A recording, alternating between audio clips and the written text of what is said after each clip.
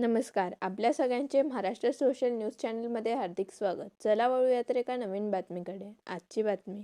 धुळे शहरातील वीर सावरकर स्मारक ते जय हिंद तलाव रस्त्याच्या निकृष्ट कामाची तांत्रिक चौकशी करावी अशी मागणी भाजप धुळे महानगरतर्फे महापालिका आयुक्तांकडे करण्यात आली आहे. पावसाळ्यात रस्त्याची मोठी दुरावस्था झाल्याने सार्वजनिक निधीचा अपव्यय झाल्याचा आरोप भाजपने केला आहे. रस्त्याची गुणवत्ता तपासून संबंधित ठेकेदारावर कारवाई करावी तसेच ठेकेदाराकडूनच रस्त्याची दुरुस्ती करून घ्यावी अशी मागणी करण्यात आली आहे.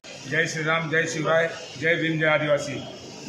मी प्रथमतः आपल्या सगळ्या पत्रकार बांधवांचा, जागरूक पत्रकार बांधवांचा आभार व्यक्त करू इच्छितो की ते गल्लोगल्ली फिरून कुठं काही रस्त्याच्या समस्या ते जाणून घेत आहेत लोकांच्या तक्रारी.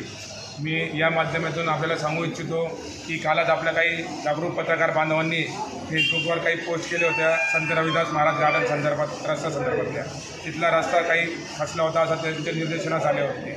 तरी आम्ही सत्यता तपासली असता तो रस्ता हा प्रशासक काळात झालेला रस्ता आहे आणि उभाटाच्याच एक का ठेकेदाराने तो रस्ता निकृष्ट दर्जाचा केला आहे असं आम्हाला माहिती मिळाली.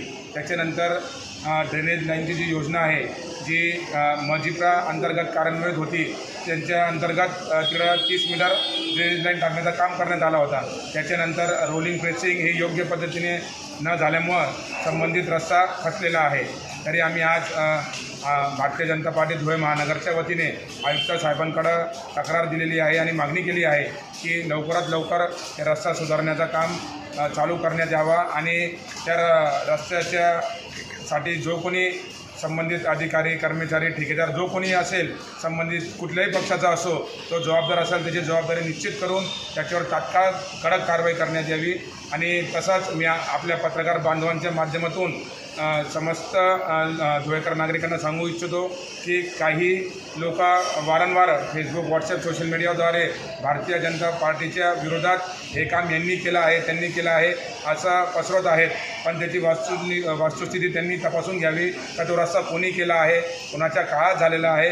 नाहक आमदार साहेबांची किंवा महापालिकेची सत्ताधाऱ्यांची बदनामी करणं त्यांनी थांबवा. अन्यथा त्यांच्या विरोधातही आम्ही कायदेशीर कारवाई करण्यास लावणार आहे. धन्यवाद. बातमी आवडल्यास चॅनलला लाईक व सबस्क्राईब करा व दररोज अशा नवनवीन बातम्या पाहण्यासाठी चॅनलला फॉलो करा. धन्यवाद.